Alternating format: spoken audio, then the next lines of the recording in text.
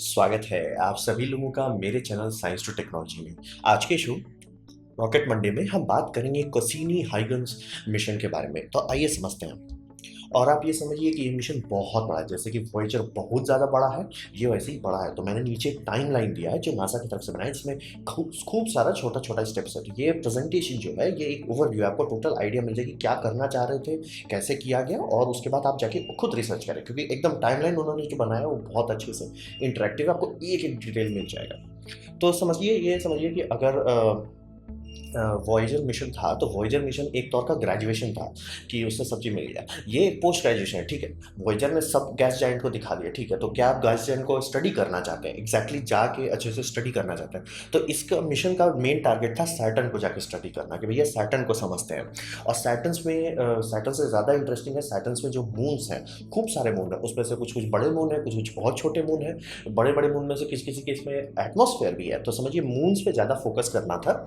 और इसके साथ जो मैंने आपको बताया, इसका दो नाम था, कैसिनी और हॉयगन्स। हॉयगन्स बनाया गया था कि वो लैंड करेगा, मतलब आप ये जो गोल सा बर्तन देख रहे हैं, मतलब वो कैप्सूल है, वो कैप्सूल बनाया गया था कि वो एक्चुअली लैंड करेगा। मतलब ये मेन मिशन है, ये ऑर्बिटर रहेगा और ये लैंड करेगा। रोवर वोवर नहीं है, बस उतर जाएगा, उससे ज़्यादा कुछ नहीं करेगा। और इसे लॉन्च किया गया था 15 अक्टूबर 97 को। तो ये समझिए एक तौर का जॉइंट मिशन था, ऐसा नहीं कि बस अमेरिका बोला कर हम करते हैं। तो इसमें 4 मेजर प्लेयर थे। इसमें नासा था, जेपीएल था यानी कि जेट प्रपल्शन लैब, फिर ईसा यानी कि यूरोपियन स्पेस एजेंसी, और एएसआईए यानी कि इटालियन स्पेस एजेंसी। तो इटालियन स्पेस एजेंसी और यूरोपियन स्पेस एजेंसी ये मिलके ये बनाए थे, लैंडर बनाए थे। और नासा का काम था मेन पेलोड बनाना। तो ये टारगेट था कि ठीक है, हम लोगों ने मतलब ओवरऑल एक अच्छा से स्टडी कर लिया है कि क्या है, गैस जाइंट्स कैसे हैं। अब जाके डिटेल स्टडी करते हैं, पोस्ट ग्रेजुएशन करते हैं। तो इसमें इंस्ट्रूमेंट्स लगाए गए खूब सारे, जैसे कि वॉयेजर में था, इसमें भी वैसे ही किया गया, खूब सारे इंस्ट्रूमेंट लगाए गए। लेकिन आप ये समझिए, इसमें जो इंस्ट्रूमेंट्स हैं वो 20 साल का टेक्नोलॉजिकल एडवांटेज लेके चल रहे थे।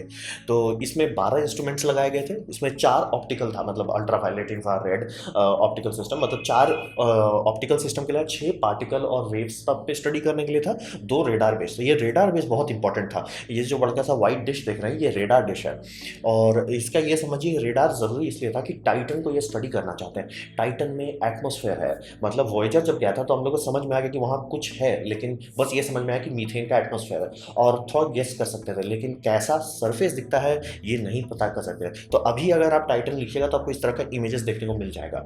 वो हो क्या रहा है, हुआ इसलिए कि इसमें ये जान के कि हमें एक ऐसा चीज़ के आर पार देखना है जिसमें मतलब फोटॉन्स आर पार आराम से नहीं जाते, लो एनर्जी वाला, यानी कि ऑप्टिकल स्पेक्ट्रम नहीं देख सकता। तो रेडार बेस बनाया गया ताकि रेडार ये एटमॉस्फेयर के आर पार देख सकता है आराम से, उसको कोई दिक्कत नहीं है। तो रेडार का मेन फोकस यही था कि टाइटन का एटमॉस्फेयर को आराम से उसके आर पार जाके सरफेस को देखे कि सरफेस पे हो क्या रहा है। यही समझिए कि जैसे वीनस में गए हैं, आप टेलीस्कोप लगा के कुछ पढ़ नहीं सकते वीनस, अगर एटमॉस्फेयर कुछ देखने देता, वहां पे भी आपको रेडार इस्तेमाल करना पड़ेगा। वैसे ही इसमें भी किया गया। तो इस मिशन का मेन फोकस था कि एक ऐसा सिस्टम लगाओ जो ये एटमॉस्फेयर को समझ पाए। और ये पहला बना जो बहुत सारी चीज़ सपोर्ट किया है। मतलब मैथमेटिकली हम लोग बहुत सारा चीज़ गेस कर लेते हैं आज, और आजकल हमारा मैथमेटिकल गेस भयानक तौर से एक्यूरेट है।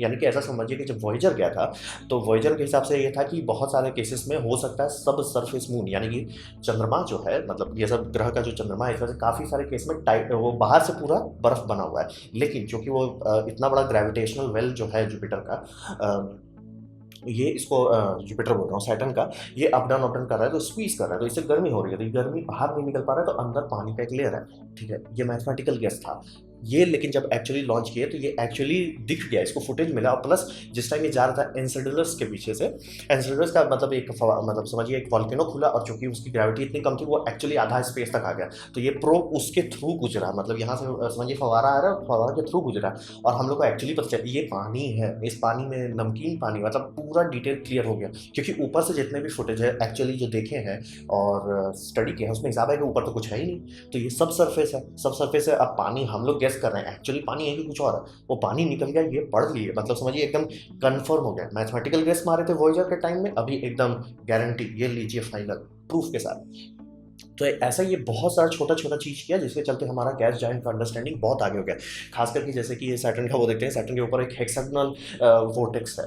मतलब ये भी थोड़ा समझने में बहुत टाइम लगा कि हेक्सागोनल क्यों है, और अभी भी एकदम एग्जैक्ट डिटेल नहीं है, पर समझ में आ रही है। समझिए, एक तौर से कहा जाता है कि जैसे आइस क्रिस्टल में हमेशा हेक्सागोनल शेप का ही डेरिवेटिव्स बनेगा, वैसे ही यहाँ पे भी हो रहा है। और यही इसी के चलते मीथेन का लेक जो है, लेक कैसे है, मतलब उसका सी लाइन कैसा है, एकदम स्मूथ है कि रिजिड है, तो ये सारा चीज़ स्टडी हो पाया इस मिशन के चलते। तो इंस्ट्रूमेंट्स में काफ़ी डेवलपमेंट हो चुका था। अब बात करते हैं पावर और प्रपल्शन का। आप इतना दूर भेज रहे हैं और प्लस आपको इतने सारे मून को स्टडी करना है, तो ऑर्बिट आपको बार बार चेंज करना पड़ेगा। तो इसके लिए सबसे पहले तो क्लियर हो गया भैया, सोलर पैनल तो कोई काम का नहीं है, तो आरटीजी डाला गया।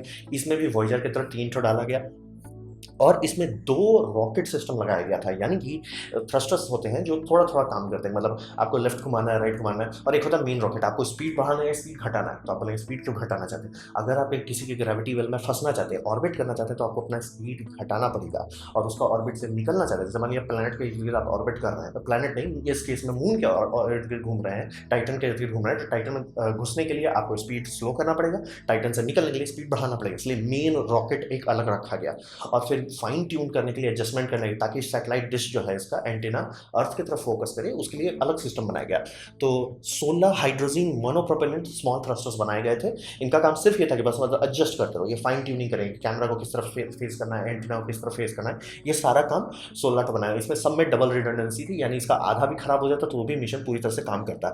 ये एकदम छोटे छोटे ऐसे नोजल किए हुए थे।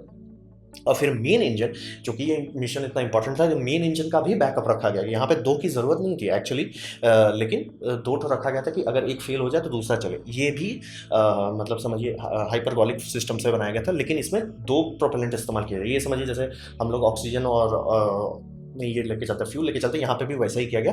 नाइट्रोजन टेट्राऑक्साइड लेके मोनोनाइट्रोजिल हाइड्रोजन इस्तेमाल किया गया।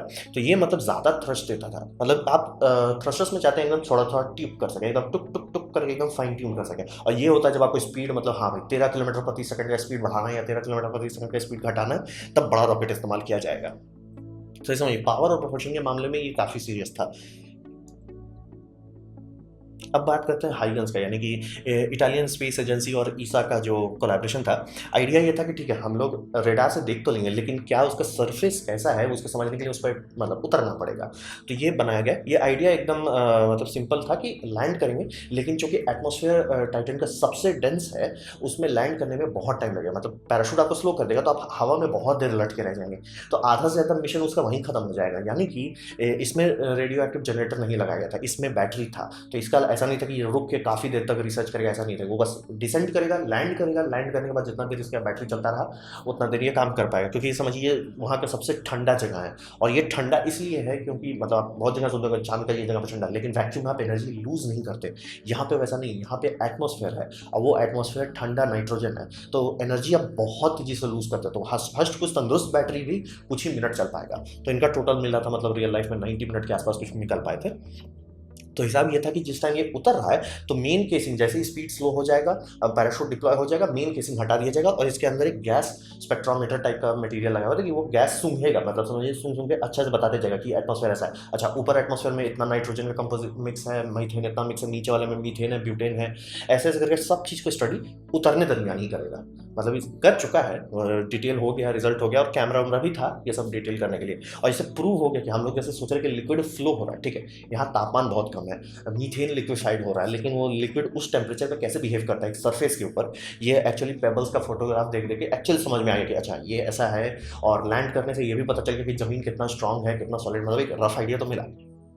तो हाइगन्स भी काफ़ी सक्सेसफुल है, लेकिन एक साइड इफेक्ट था, इसमें 2 एंटीना लगाए गए थे, और उसमें से एक एंटीना फेल हो गया। मतलब किसी कारण से, कोई कह रहा है सॉफ्टवेयर फॉल्ट हो गया, कोई कह रहा था कि कम्युनिकेशन ठीक से नहीं हो पाया, तो मतलब आधा डेटा नहीं आया। तो हाइगन्स बनाया गया था कि वो एटमॉस्फेयर को सूंघते हुए उतरे, ताकि अच्छे से पता चल जाए कि कैसा एटमॉस्फेयर का कंपोजिशन है, और लैंड करने के बाद वो मतलब फोटोग्राफ्स भेजेगा। ये भी सक्सेसफुल रहा। अब बात करते हैं कि ये मिशन काफ़ी बड़ा था और काफ़ी सक्सेसफुल रहा, लेकिन बात ये हो रहा था कि नासा के पास ऑप्शन था कि इसको छोड़ दें, मतलब जैसे जब तक डेटा भेज रहा, डेटा भेजें, या इसके साथ एक फाइनल मिशन किया जाए, क्योंकि हिसाब ये है कि आरटीजी है, ये बात एकदम सही है, आरटीजी बहुत साल तक एनर्जी देगा, उसमें कोई टेंशन नहीं है। मतलब जो वॉयेजर में लगा हुआ वो अभी तक दे रहा है, तो इसके पास ऐसा नहीं था कि पावर खत्म हो जाए, लेकिन समस्या यह था कि जैसे जैसे टाइम बीतता जाएगा पावर घटता तो जरूर जाएगा। प्लस आपका कोई कंप्यूटर चिप है, ऐसा तो नहीं है कि वो अनंत कभी खराब ही नहीं होगा, या आपका कोई मेमोरी है वो डिग्रेड नहीं करेगा, एंटीना है वो खराब नहीं होगा। मतलब एक था कि अगर इसको छोड़ देते ऐसे मिशन कलेक्ट करने के लिए, वो बीच रास्ते में खत्म हो जाए। तो ऐसा करके ये सबको हिसाब लगाया गया कि अभी हमारे पास इस पर पूरा कंट्रोल है, सब मशीन काम कर रहा है, सारा इक्विपमेंट चल रहा है, तो क्यों ना इसी टाइम इसका एक फाइनल मिशन किया जाए। तो फाइनल मिशन ये किया गया कि इसको बहुत क्लोज उतार देंगे। ये इकलौता चीज बन गया कि रिंग और प्लैनेट के बीच से गुजरा इसका ऑर्बिट, मतलब इसमें जितना रॉकेट था सब फ्यूल को एकदम बर्न करके फुल स्पीड से इसका ऑर्बिट एकदम टाइट करते गया। टाइट करने से ये फायदा हुआ, ये बहुत नजदीक चला गया, रिंग के अंदर से गुजरने लगा, तो इससे काफी ज्यादा डेटा कलेक्ट करते गए, और ऐसा करते जा रहे एंड में वो एटमॉस्फेयर में घुस गया। ये टारगेटेड था, और इससे ये भी फायदा हुआ कि इनको कंटामिनेशन का रिस्क नहीं था, क्योंकि इसमें कंटामिनेशन दो तरीके से हो सकता है कि शायद इसमें कोई माइक्रोबियल लाइफ बच जाए, क्योंकि बहुत सारा माइक्रोबियल लाइफ को वैक्यूम स्पेस से कोई खास लेना देना नहीं है। तो आप चूंकि मून सब है, और चूंकि इतने सारे मून है, कोई भी ऑर्बिट लॉन्ग टर्म स्टेबल नहीं होता है, मतलब ये प्लैनेट का आज खींच लेगा, ये इधर खींच लेगा, वो उधर खींच लेगा, वो लंबा टिकता नहीं है। तो आज जैसे मान लीजिए मिशन बंद हो जाता, पता नहीं 20 साल बाद ये कहीं और निकल जाता, तो चांसेस था कि वो मून से ही भिड़ता सबसे पहले। और मून में पानी है, मून में मतलब दिख रहा है कि न्यूट्रिशन है, मून में दिख रहा है अमोनिया है, सब चीज़ दिख रहा है जो लाइफ के लिए है, और उसमें आप अपना लाइफ डाल देते हैं पृथ्वी का, तो वो तो मतलब कंटेमिनेट कर देगा। प्लस इसमें radiation, radio active material, 3 radio active generator है, तो ये सब चीज़ किसी चांद पे जो नया नया चांद है उसके ऊपर डालना तो अच्छी बात था नहीं, तो इसको प्यार से कर दिया गया, भैया हटा दो, इसको एटमॉस्फेयर में डाल दिया जाए। और ये किया गया था 15 सितंबर 2017 को, और मतलब इसमें पूरा सिस्टम कोशिश कर रहा था कि जैसे जैसे वो एटमॉस्फेयर में घुस जाए डेटा जितना कलेक्ट करते रहे, लेकिन मतलब एंटीना पॉइंट करते रहे। मेन उनका वही प्रॉब्लम था कि एंटीना नहीं पॉइंट कर, थ्रस्टर्स में मतलब फ्यूल खत्म हो रहा था, और इनका जो मेन बूम, एक तो बहुत लंबा सा बूम देखते हैं गोल्डन कलर, उसमें मैग्नेटोमीटर था। अगर ये कर लेते कि बूम को मतलब डिस्कनेक्ट कर देते, तो और गहराई तक एटमॉस्फेयर में उतर पाते और स्टडी हो जाता, लेकिन वो बूम बनाया नहीं गया था डिस्कनेक्ट करने के लिए।